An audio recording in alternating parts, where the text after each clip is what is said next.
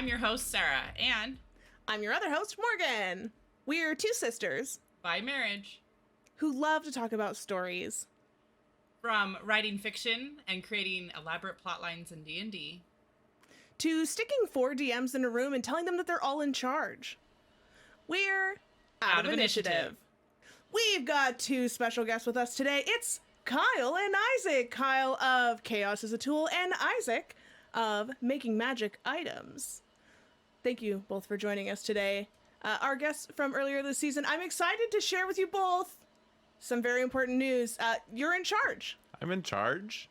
No, wait, he's me, in charge. Right? Yeah. No, I'm in charge. That's right. We put together a special episode for all of you. The 4 of us are calling it Oops, All DMs. The 4 of us will be answering quick trivia questions and making snap judgment rulings in order to claim the title of Master of Games. Here we go. We're starting today's round with trivia to really highlight that competitive nature that we all pretend isn't lying just underneath the surface. You may work together to answer the following questions. No need to buzz in or anything, just shout. I think that's probably the right move here today. So to demonstrate what our plan is, for example, some of these questions are going to be things like an average adventuring party can absolutely hang out in a bag of holding for more than 20 minutes with no adverse consequences whatsoever. True or false? Absolutely false. False. Correct. So, here we go. Question number 1. Strixhaven's edition of the Owland, the player bull race options, might have players' heads in the clouds. Excluding the Owland, can you all name the 3 other player races that have the ability to become airborne at level 1? Ooh, okay. Aarakocra. Absolutely. Yep, first Easy. one for sure. Air Genasi? Correct. I believe Levitate. that they can I cast said airborne, levitate. not Yeah. flight. What's the third one? It's very small and it is new. Pixie. Fairy? Fairy. Pixie? Very. Adjacent. That's good. That's good. All right. Question number 2. Some monsters really know how to take a hit. Many undead creatures are able to get back up again after taking a killing blow. What is the name of this feature? Undead Regeneration. Relentless endurance. Relentless endurance if it's a player character because it's less menacing sounding. And regeneration is what keeps them regenerate. So lots of correct answers. Undead fortitude is what I was looking for. Nice work, Isaac. It is my favorite mechanic. It is. That's why I wrote it in there. I was like, oh, he'll like this one. Give up, your character yells. I have the high ground. How much of a bonus does having high ground confer to your attack rolls? +3. A very thematic one. Yep, that one. Yeah, Which is to say no bonus. None. It's no bonus. No bonus whatsoever. Plus That is a trick question. 10. but it looks cool. It sure looks cool, It yeah. should give you a bonus. It should give you a bonus. You know what? DM ruling gives you +3. I like it. You're already jumping ahead to the next segment. This is great energy. I love this from you. Question number 4. They say the devil is in the details. Name 2 spells that require you to be specific with your language to avoid a monkey paw moment. Suggestion. Absolutely. Guile? No. Yes. Yes, correct. There are actually 2 more that I wrote down that I thought might end up in the rotation. I'm interested if you guys have thoughts. I mean, like, definitely wish. Wish, correct. But that's mostly because DMs are always out to get you when you're trying to wish something. I think that's even in the language of the spell. There's one more, very early level, that I think DMs should abuse way more often. I'm not sure. Command. We were looking for command. You gotta be- bonus. I would argue that one. You would? Yeah, because command's only a single word. Yeah, so you single don't really- word. So If drop. you Does have that a mean drop your very weapon? good word, you can do a lot of things, right? I take it back. I stand corrected. Sit corrected. You sit corrected. You drop corrected. I fall prone. You do. A bonus 5th question for you all. What is the correct answer when the players ask, did we level up? Yes. Not for another week. A good mix there, yes, and not for another week. I was going for roll for initiative, but that's good.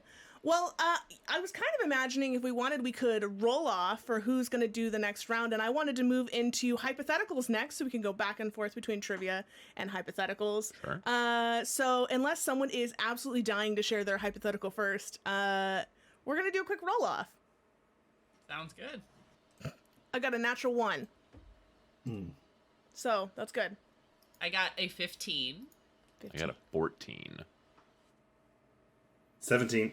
Kyle coming in strong with the 17. Kyle, hit us with your hypothetical situation. The idea here is that you will give us an example, and the rest of us will need to make a ruling.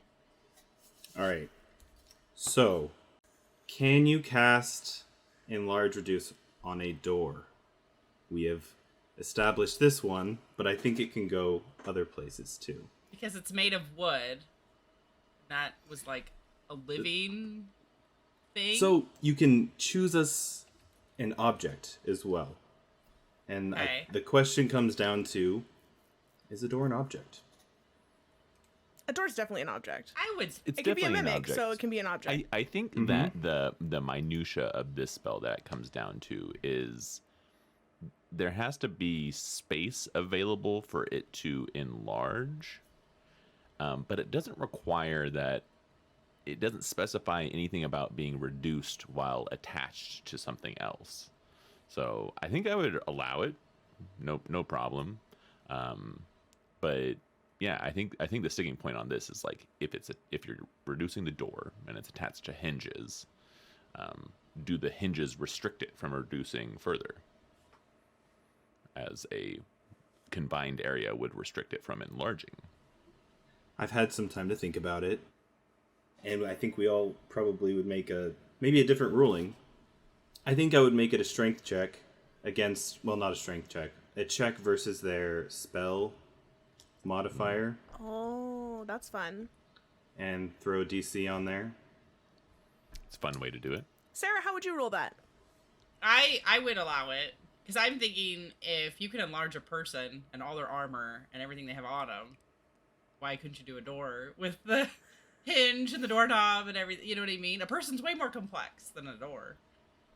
So, but I do like the idea of challenging, like having them roll for it and see, depending on the type of door. Yeah, that's if it's fun. like a wooden door, Yeah. DC 10 maybe. Yeah. If it's like a vault door, 30. Yeah. And I think the thing to think about in this case would be locked, like circumventing a locked door, which would be kind of a power level to balance against with this spell. As a point, knock is a second level spell as well. So I don't see there anything being overpowered about just using a second level spell slot through a different means to circumvent a lock. So It's going to leave And a lot of then- splinters. it is. do and have it's a- probably going to be loud. It would be. Yeah. Yeah, ripping all that apart. Yeah. I'm curious on a follow-up to that. If something is reduced, if you put something around it, does it break the thing? Does it decapitate it if it's a chain? So you're saying if the spell ends and it goes When back to they're normal reduced. size, Yeah, you're saying reduce an enemy with a head, and then wrap their neck with something, and then when they enlarge, does it decapitate their head? I think there's actually an official ruling on this, which is when it goes to return to its normal size, they do this in terms of like space. So like you could be in then another friendly character space. You could share your 5-foot cube, but when you return to your normal size, you return to the next nearest unoccupied space. So you would be like shunted to the next. So I think that you would just be shunted out of the chain. Like I don't think it would do any damage. That's how I would rule it. What level spell is enlarge reduce? Second level. Oh, second. Okay. It's got a lot of utility. Yeah. It's true. I don't know. It might do. I might rule it that it would do a little bit of damage, but I mean, I don't think that this case would come up very often because you would have to reduce something and then hold it down for long enough to securely tie something around its body. Yeah. On that same note, though, if the players are willing to put that many resources into doing this cool thing, I might do a one-time ruling. It's like I mean, you just wasted 6 Yeah. spell slots just to decapitate someone. They'd already be dead, but, like, have at it. Yeah, So- it's a very interesting case that you bring up, Kyle. I like that. It sounded like you had another hypothetical that you wanted to throw at us. It Or was do we want to something... rotate around? I have a different one, but we can rotate. We can for roll sure. again. Let's roll again. We like rolling. I love rolling. Let's roll again. I historically have the best rolls in the game, so... 14. I'm here to challenge you with the 17. 15. 15. 15. Okay. Well, then I will hop in. I've got kind of a series of questions for this hypothetical. Now, I'm not a terribly creative person. I just went to the internet and looked at what people were talking about. So this is a series of questions on hitting downed players. That was on Reddit a couple days ago, and I'm so interested to hear where you guys draw the line. So this is kind of a multi-part thing. And we talked about this in a recent session.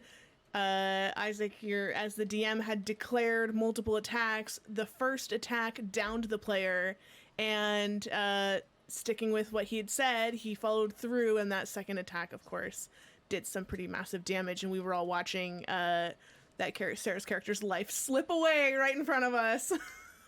So the question is, would you move a monster with multi-attack, especially if it has 3 attacks, to a downed player specifically to finish them off? Depends on the creature. I do agree, and there were a couple people who said in the comments of this one saying things like, a zombie, it's gonna down somebody and then it's gonna stay there and gnaw on them. You know, something more intelligent is maybe gonna go and move to the next creature. But going out of its way to attack a downed creature, I don't know. I think it seems like it would need to be like, oh, I saw that cleric reviving people. They keep coming back. Let's make sure they stay dead. Yeah, definitely dependent on the intelligence of the monster, contingent of the situation. Yeah. I could see like a displacer beast or something. It's getting on its last leg, and it's like, that thing's down, I'm grabbing it, I'm going, kind of deal. Or some kind of predatory. So maybe even a dragon. They're like... And if you're thinking intelligence level, is that a decision that you make before the encounter starts, or are you making that snap judgment in the moment? I think it would definitely need to be in the moment, because if you're thinking, like, I don't think the beast is going into it being like, I'm gonna kill somebody today. Yeah. It's like, I am afraid I'm gonna die. I want dinner. Bye. Yeah, fair. Yep. Isaac, thoughts? Yeah, I don't think that I would ever make a hard ruling before the encounter, because I'm a firm believer of the creatures are going to do what's going to make the combat the most interesting and what my players are most interested in. So if I have a party that isn't interested in dying, then that's probably going to skew how I rule that, because when it comes down to it, it's a game and we're here to have fun. And I did back myself into a corner a little bit in the example that you gave, as I said that this creature with multiple attacks is going to take both of his attacks against the cleric, and I did one, and I stuck to my guns, and he hit you with the second attack, but I was nervous. Yeah. Shaking in your boots. Yeah. we were all shaking We were in our all boots, a to little be fair, nervous. in that combat. There were a couple player turns before the cleric's turn came around for that final death save, so I was moderately confident that it would just build tension and not result in heartache. But yeah, it was. I definitely didn't do that again for the rest of the session. One at a time. One Attack at a time. In that vein, would you have ranged attackers prioritize attacking a downed player?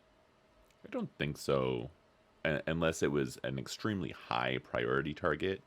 And I think that I would deprioritize any kind of ranged attacks against down characters, specifically because if a creature is intelligent enough to want to kill that person, they're intelligent enough to know that hitting a prone creature at range is more difficult. So it would be a disadvantage shot anyways. So it would probably pick a better target. Yeah, I feel like it depends. I think all of these are really depends, but if there was a group that was out to kill a specific target, you know, obviously there's some motivation there, but or if I know we've talked about the ruling of like if you're down, each level of death save you have different like movement abilities and stuff like I love that. Yeah. So if they see you crawling away and they're like, we got to take that out, especially if they know the healer's still up or something like that. It would have to be for the right group, though, because once again, like Isaac said, I don't want people to be like, wow, you're just trying to kill my character. So it would depend. A lot of the discussion in the Reddit post was about like, it should never be malicious, but you know, if it's a character who keeps going down and popping back up, like our monk constantly getting revived somehow, coming back from the brink of death over and over and over again, at some point the enemies are going to go, okay, that's enough of that. It's time to go. Like, we need to make sure he stays dead, as Matt Colville said. Or he stomps in your head to make sure you stay dead, as Matt Colville says. The other one that they threw into this was counterspell ruthlessly without a second thought, and I think the subtext here is counterspelling healing spells. Yeah. That's Absolutely. a big one. I've seen that discussion online too, multiple times. I think with Counterspell, I would 100% use it all the time. Yeah, Just- if you have a big bad with counterspell, use it. Of course I'm going to use it. That's why I gave it to the big bad. yeah. I saw a discussion recently where someone was talking about their DM using, like, all the NPCs had counterspell, like everywhere they went, every NPC had counterspell, and like that does feel a little bit malicious, like, and that That's fair, you're yeah. telegraphing that to your players. What your player takes away, Sarah and I talk about this all the time, what your player takes away from that encounter is you've got a problem with me, the person, not my character, and it starts to become really personal, and it makes the sessions feel just really icky. There's a big power imbalance that will develop there, and that's not good. Yeah. Yeah. I think it'd be a really interesting thing specifically for the big bad, especially when you're thinking about, okay, throughout this campaign, they haven't really experienced much of this. They've been able to use their spells however they want, and then they finally meet this really powerful enemy, and boom. Oh, I can't revive this person. Revivify just got counterspelled. You know? Counterspelling and Revivify, ooh, like, because you'd burn the diamond, you'd still use Yep. the resource. Yeah. There are still ways for that player to come back. I think I would only do that if they were at a tier where I thought they could get help from someone to make it happen, because there would still be obstacles, but it could happen, as opposed to like, oh, I actually decided I don't like this character anymore. You done. Also, if it was my character, I think both DMs here know. Kill my character. Do it. Just do it. Yeah, there's definitely a huge element of consent with the players. Know your players, know what they want. And if Kyle's character goes down, and it would be super dope to have the villain just like absolutely wail on his dead body, then that's what I'm going to do, because I know Kyle would think that's awesome. Be the Well, best. It's time to roll again, and we're going to switch to trivia this time. So we're Sure. going to roll to see who is reading the next trivia questions. 3. 4.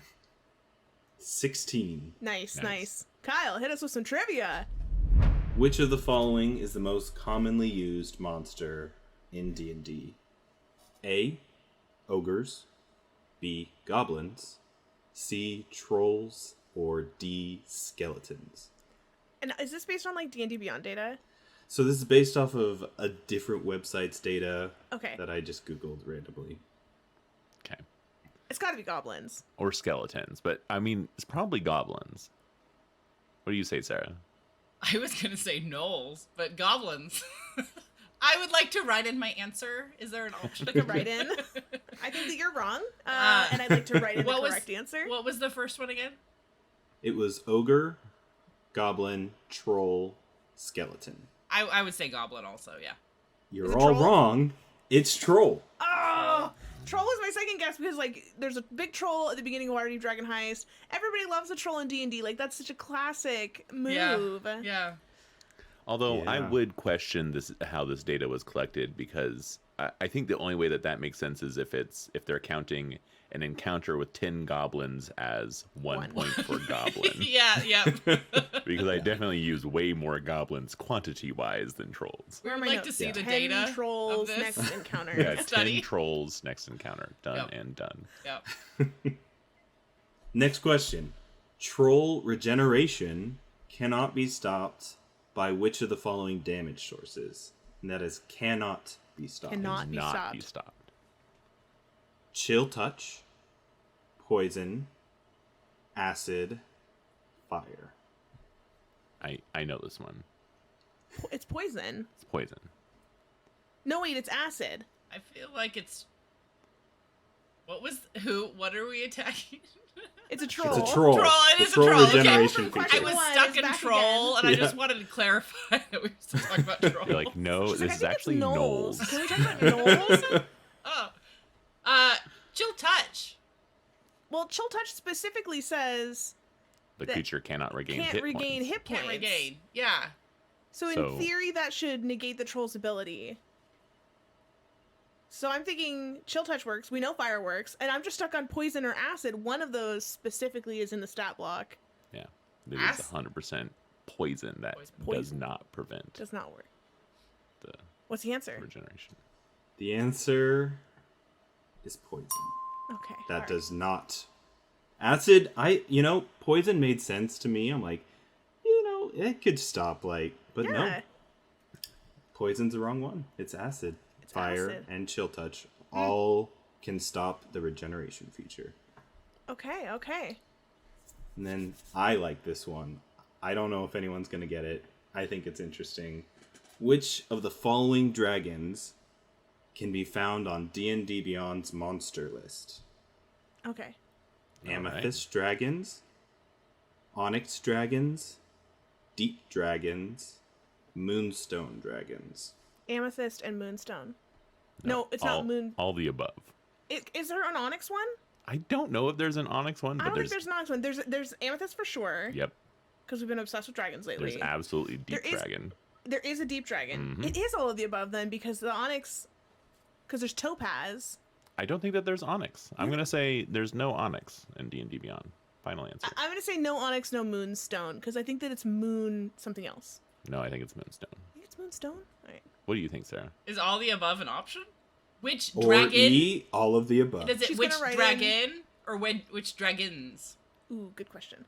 I did add dragons. It is Which plural. dragons? Okay. Dragons plural are not in D&D Beyond. I'm Yes. I'm gonna say onyx too. I think that's weird. I think it's onyx and moonstone. It's just onyx. Oh, There's a bunch of them that have there's a bunch with gems. fizzbands. Yeah, there's a whole bunch of cool new. And I'm like, onyx sounds like Morgan. it's real. You and I were just talking about moonstone dragons. I thought it was just like a moon something else dragon. It is moonstone. Well, this is going to be embarrassing when we start our next campaign because they might be kind of important. Don't know what you're talking about. Has nothing to do with the moon. Take the fifth. Has nothing. There's nothing to see on the moon. Any other questions for us, Kyle? My last one, true false. You can use the sorcerer's twin spell meta magic on concentration spells. This is true. Yeah, I don't know what the official ruling is on this. I think I just made a judgment call that it's true, but I'm going to say true. I think it's in the Sage Advice Compendium. Sarah, what do you think? I'll say true. Yeah. It's true. Nice. And it is a sage advice thing.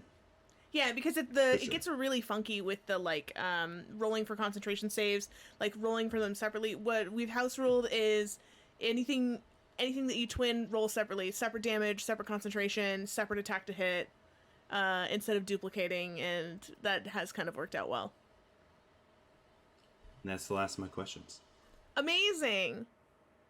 Sarah, Isaac, one of you gets to give us a hypothetical. Okay. Time to roll. 11. You won. All right. Well, I definitely didn't work as hard on the hypothetical as I did on my trivia questions. So I'm going to go with a classic because I just want to hear the discussion. Create or destroy water is a spell in D&D. Yeah. The spell specifies you can create up to 10 gallons of clean water within range in an open container. Alternatively, water falls as rain in a 30-foot cube. Can you create water in someone's lungs and drown them? Is a lung a container? This is the discussion. Does it have anything to do? Does it say anything about you have to see? Is there any visual requirements for this spell? You know, there isn't anything laid out specifically in the text of the spell. However, that is a very good point that usually you have to be able to see your target in order to target it. Where you're placing that water. Yeah. Usually that's related to seeing the creature to target the creature. And it usually specifies you target a creature you can see within range. So, not technically in this spell. It just says an open container within range. I would have say a yes. You would say yes? And you would say it drowns them. That's that? No. Well, I guess this is a two-parter. Yeah. The first one, can you create water in their lungs? Kyle says yes. What do you say, Morgan? I say yes. And I have contingencies on it And that are Sarah? backed by science. But I want to hear what Sarah says. I say yes, that you Okay. can create water in their lungs. Yeah. Okay. In the DMG, there is a section on homebrewing spells and how much damage they can do. I would rule yes, you can create the water in their lungs, and as they expel it, they take an equal amount of damage to a homebrewed first level spell. You get to roll your damage. I know that's not as exciting as like there's water in your lungs and they drown like that. We did it, guys. We broke the game. But like I that's ruling that's already been laid out for us, and I feel pretty good about it because then you're letting the player do the cool thing and still sticking within I think the parameters of the game. I'd probably do something like you put it in their lungs. Mm-hmm. They now have to make some kind of constitution check or something to cough up the liquid in their lungs, was my thought. And, you know, maybe after X amount of attempts, if they can't get it up, maybe they drown. Or maybe they start taking damage one way or another. Or they lose a turn after X amount of losses. I could definitely imagine like it distracting them and like they have to struggle to kind of like regain their breath and like maybe they lose an attack or they lose a turn. I just feel like however strong we make it, you know, we have to remember that the enemies might then use that against the players. And if you're putting all your eggs in the one basket of a first level spell, then you're probably not a very high level character yet. And I'm a little concerned about what that create or destroy water in your lungs is going to do when the enemy rolls around, because they're not going to target the fighter. They're going to target your squishy wizard in the back. Ooh, would that prevent you from Sarah, uttering the somatic components of a spell? I think it would if you ruled it that way. Oh yeah. And it's or destroy water too, right? Mm-hmm. Yeah. So on the flip side, if you were drowning and you wanted to save a party member, you could take the water out. If you would allow it one way, you should be able to allow it the other way, right? Yeah. But I agree. I don't think they should just drown. I think they should have a save. I think it would be a distraction for sure. And maybe they take a little damage, but yeah. I think I would rule this a little bit as a wet blanket. Pardon the pun. But I don't think I'd allow it at all. You don't think you'd allow anyone to cast water in anyone else's lungs? I think that I would rule semantically that a container is an object and a living person isn't an object. But that's the leg I'd stand on. I don't think there's any hard backing to that. I think my main thing around them trying to do that, especially for like a newer party that hasn't heard about all these rulings and stuff, it's like just inspiring creativity. It's like come up with cool ideas and maybe I'll allow it. We'll see. I think it'd be really interesting. I know we had a work group, Morgan and I did a long time ago, and certain things were a little loosey-goosey back then because they were like, I want to do this random thing, and it's like, why not? Let's see what happens. Yeah, I think it's really interesting. Yeah, There we go. That's my hypothetical. that's a good hypothetical. That was a good one. Do you two want to roll off for trivia? Sure. How about Sarah does her trivia so that I'm not doing mine back to back? That's fair. Okay. So, as we all know, I play Warlock in one of our campaigns. And Warlock's spells cap at level 5. What feature allows them the ability to cast higher level spells? Multi-class. Nope. Is it Mystic Arcanum? I was like Mystic Arcanum. Yeah, I was like Arcanum. Yeah, Mystic Arcanum. It is. Mystic Arcanum allows them to, I believe, just one spell between 6 I to think 9. you just get the one. Yeah. 6 to 9th. Yeah. And you can cast, I think it lets you cast it once per day without burning a spell slot, Yeah. Yeah. I think. And Don't if quote me on that. you go Genie Warlock, you get Wish. Yeah. That's one of the. I don't think it's the capstone. Maybe it is the capstone, but they get it at 14. And That's pretty special. Mystic Arcanum is available at level 11. So. Oh. Yeah, so 5th level for a while. Until Yeah. level 11, yeah. But you can just like nap it off and then go again. Like that's great. I believe level 11 is when all other casters are getting their 6th level. So 6th level, yep. your spells level progression is the same as a full caster, but your spell slots are all wacky from Warlock. Super wacky. Hmm. Okay, so I don't know how hard. I feel like Kyle's really hard and he's really easy. But maybe, I don't know. Okay, so cantrips are probably some of my favorites because you just do them all the time. Name the 2 only cantrips that are bonus actions. It's got to be. Oh, go ahead. You feel like you've. Buzzin'. Wait, no. I feel take like it back. It's like Blade Ward I think and. I think that Blade Ward is specifically and uselessly an action. I think you're thinking of True Strike. I think they're both. You think they're both actions? I thought it was action and then you get to take an attack. Or is that like Shillelagh? I don't That's know. Shillelagh. Shillelagh is one of them. Shillelagh Is is a it? bonus action? Yeah, Yes. it is a bonus Hey! action. Accident. I feel like I should have given you a list, A, B, and C. Like, Kyle. No, you gotta let us Okay. squirm. Yes. I like that Kyle was like, I have no idea which one it is, but it's Shillelagh. probably like Shillelagh where you can like cast it and then attack.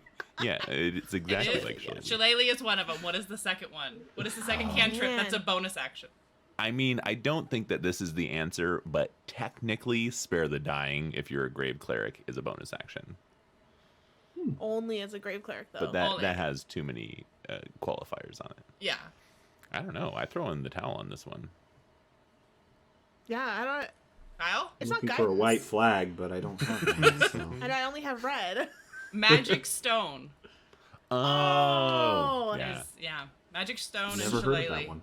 Super fun sounding spell. I love the flavor of Magic Stone. I just never take it. Now you know it's a bonus action. Right? I min-max, or well, I maximize the amount of actions that I can use. So I always have a bonus action, typically. So maybe if I don't have a bonus action, I'll Yeah, pick one of but those. like, Make I mean, some Magic Stone. When have we ever like needed one? you know what? Maybe we're playing wrong. Maybe we should be using Magic Stone more All often. the time. The great use case for Magic Stone is because if you do not know, you use your bonus action and create 3 magical rocks that have a extended range for throwing them, and I believe they deal 1d6 damage plus your spell casting modifier or something like that. Don't quote me on any of this. No, it'll all come out of context, and you're gonna look dumb on the internet. But you can give it to someone else. It retains its magic. Yes. I think for like a minute. It's pretty short. Yeah. But you can like toss them to your unarmed ranger, and they can sling them at enemies using your spellcasting modifier instead of something else. So it's got some niche uses, and it's a fun flavor spell. I do like that. I do feel like it would almost be good for when you're building your backstory with someone else. Yeah. You're Yeah. like- That's what I was thinking too. Yeah. Having it be more of that niche situation for sure. Yeah. How does that interact with catapult? I don't think it Do they not add to each other? Because catapult gives it a... All right. I don't know. That's a hypothetical for you, Morgan. How about that? Oh, no, I'm out of turn. Hold on. Let's see. Catapult. Nope, we can just move on with the trivia. Okay. So, that is all my trivia questions. I just have a hypothetical left. Oh, Hit us with your hypothetical. Okay. Unless it's about catapult, and then I want to look at the spell first. It is not about catapult. Okay, all right. It is also water related, Isaac. Love it. Great. I felt nervous when you were telling yours. 'Cause I was like, oh no, is he gonna? Okay. So, your party is outside in the woods and it is raining. I am a ranger who would like to put myself at range so I'm not at disadvantage with my bow. Can I cast Water Walk and step on raindrops to move my movement upward? I kind of love it. I would be allow really cool. It would be really cool. Again, I'm gonna be the grump here, and I don't think I'd allow it.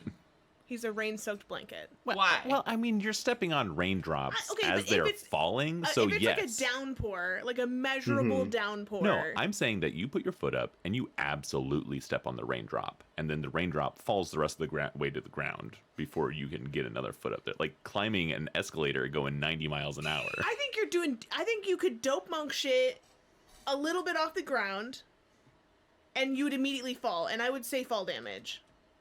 It's like I would say water walk, you can get that range up, but you're gonna collide with the ground again. I'm going to go a different way with this. Okay.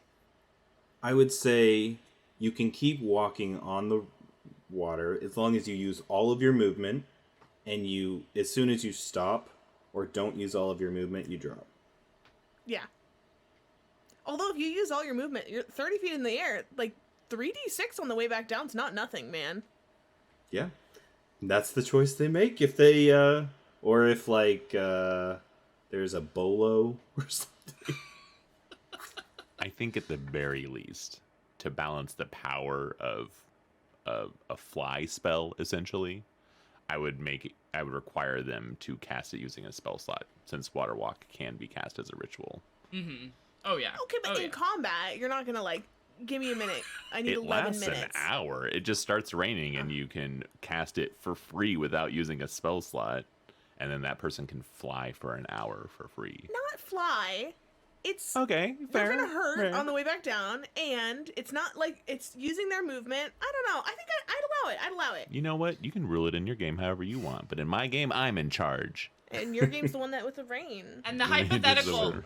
is just for them to get off a shot. And then like, Yeah. it's not That's like, fair, yeah, that's it's not like fair. they're just gonna hang out up there. It's They're not just, like running to the clouds and like standing up there. yeah, they're just gonna like, and then shoot and then fall or whatever. If a player came to me ahead of time with that idea, I probably would allow it. Okay. As long as they set the expectation. I am a that they really player want coming do to that. you ahead with this idea. Sure. I am that player. That's me. I'm that player. That's me. I also might require a dex check to do Oh, the dope monk yeah. shit. Oh yeah. Yeah. To that'd be fair. balance on raindrops. Yeah, to balance on raindrops, like that takes some coordination. I wouldn't want to put too many stipulations, but, like, running jump is something that comes to mind. Maybe me potentially rolling on the side to see how rainy it is. If it's not rainy enough, then like a D10, anything over a 6, you can walk on the rain. What about snowflakes? Because they're slower Ooh. than rain. That's fun. You know, because wow. I get the rain moving fast. That's fair, Isaac. But yeah, what if it was just snowflakes? Then I would definitely allow that. Does water walk allow you to walk on the surface of the snow instead of trudging through it? It does, yeah. Oh, And Water, acid, mud, Lava. snow, quicksand, lava. yeah. It's Oh, not amazing. water, it's any liquid surface. I have been sleeping on water walk. Yeah. Yeah. Okay. I learned something new today. I mean, I learned a lot of new And things lasting today. an hour is impressive. Yeah. That's great. Yeah. There's a dirty joke in there somewhere. Isaac, Okay. round us out with your trivia. I had too much fun with my trivia, so Oh, good. I'm just giving you a disclaimer. There's too many of them. They're too long, and some of them are hard. I love it. So I'm not going to ask you about a troll's regeneration because that was already asked. But what are the only ways to kill a vampire in D&D. Okay. Truly and finally kill a vampire. I should I know think this by running Strahd. Like, I You should should know this. I think you need to introduce sunlight to their gaseous form.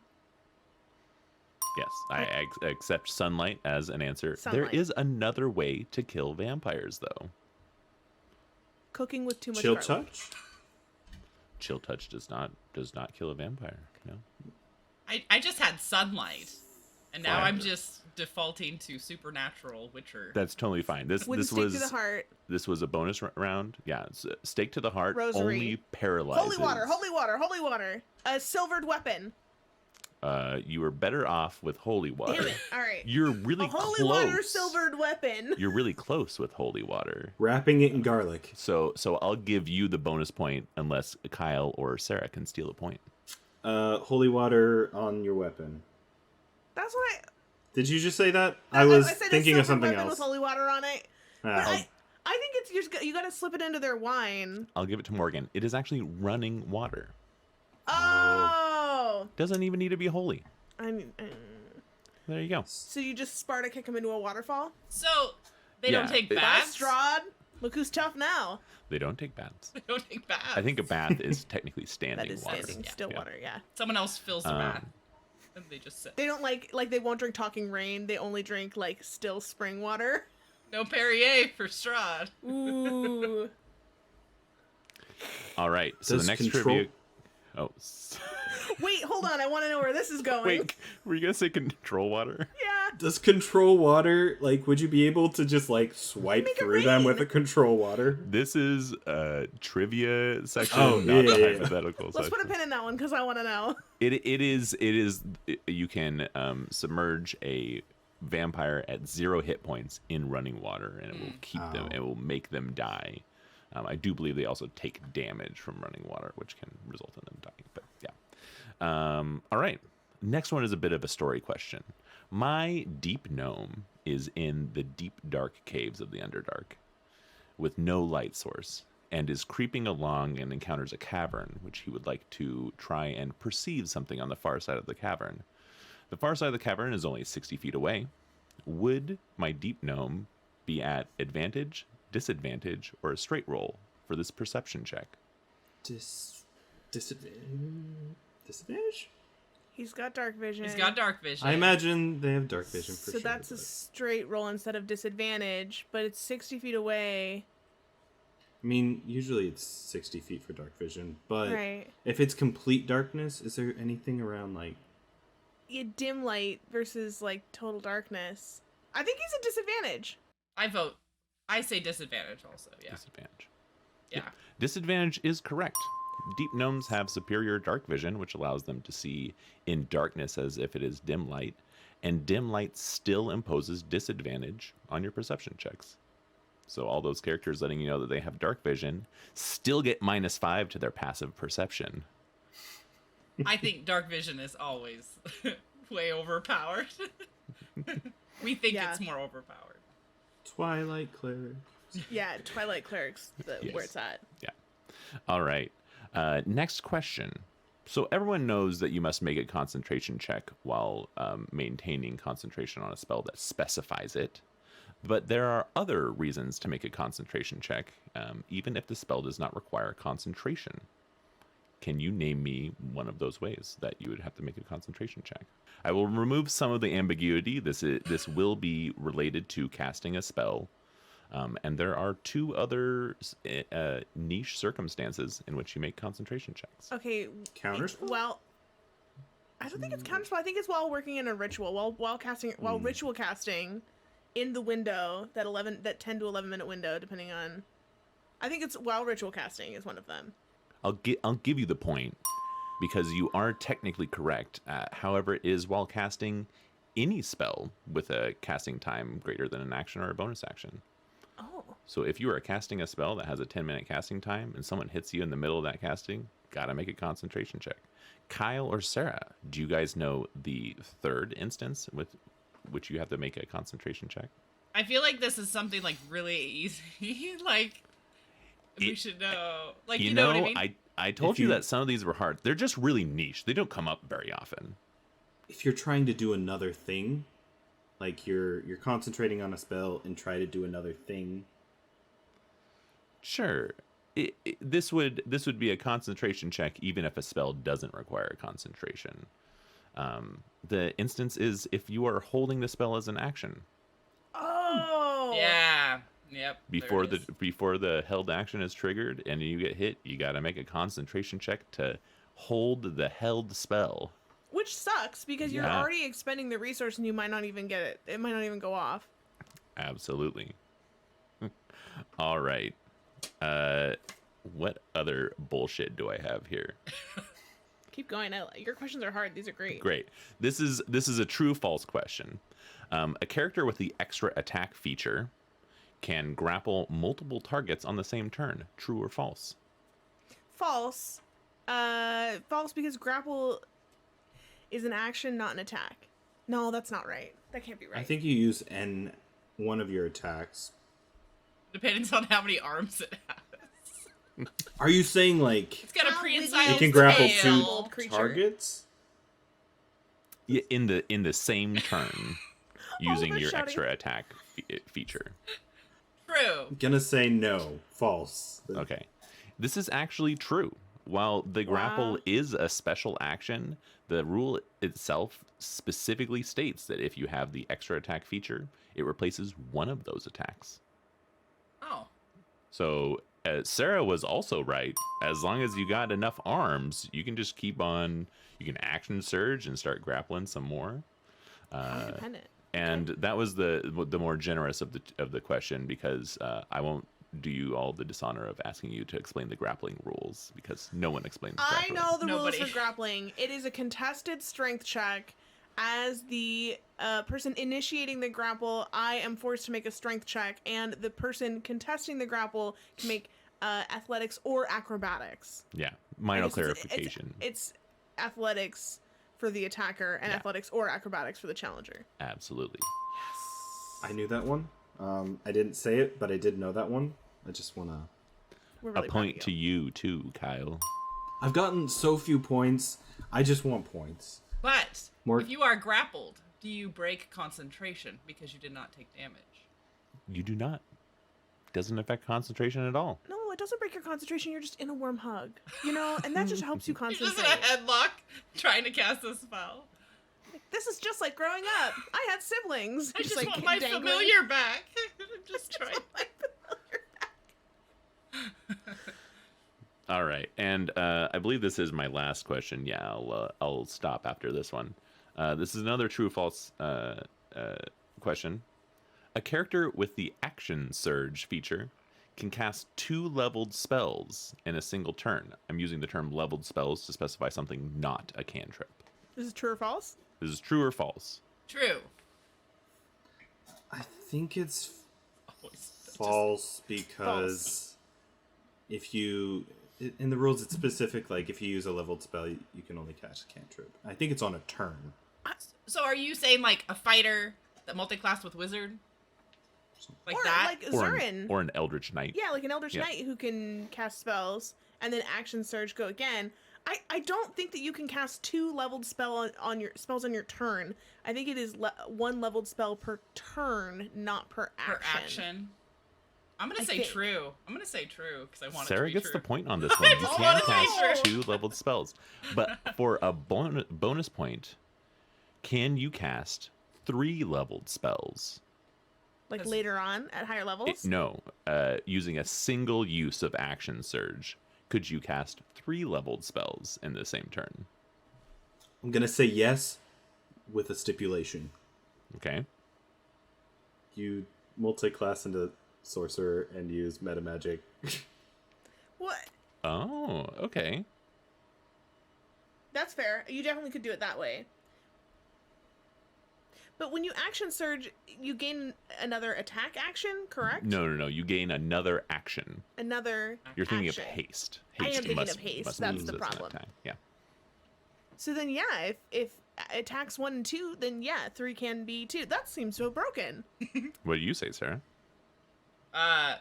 Yes, because I want it to happen again. I want that. You cannot. Why? Because you guys were towing the line of this rule. If you cast a spell as a bonus action, the only other spell that you can cast on your turn is a cantrip with the casting time of 1 action. So you could quicken spell a fireball and then 2 fire bolts. Oh. But you can't do 3 leveled spells on a turn because the action ones would have to be a cantrip. That could be your time for your magic stone. Yeah. Bonus action cantrip. Fireball! Fireball! Magic stone. Magic stone. Or magic stone catapult. Ooh. There it is. I keep confusing magic stone and magic mouth. So I keep imagining, like, flying through Very the different air, spells. like, are you Yelling. asking me to dance? Like, I do regret starting this conversation now. No, it's great. This is amazing. I need to hold on, write this down. I want to make I this don't. character. I want to Yeah, cast Zarin. you can whatever level Eldritch Knights get 3rd level spells, it's something really high, like 14 or 15. You Oh. can action surge, you can fireball, action surge, fireball in the same turn. Oh, that's so cool. And Okay, but I believe at that level, casting a spell as an action only takes 1 of your attacks, so then you can attack again or something stupid like that. so you like fireball, swing close, fireball.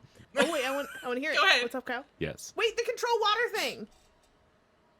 There's a different thing that I just Okay. I want to. Doesn't have Let's to be in this the. back in. Sure.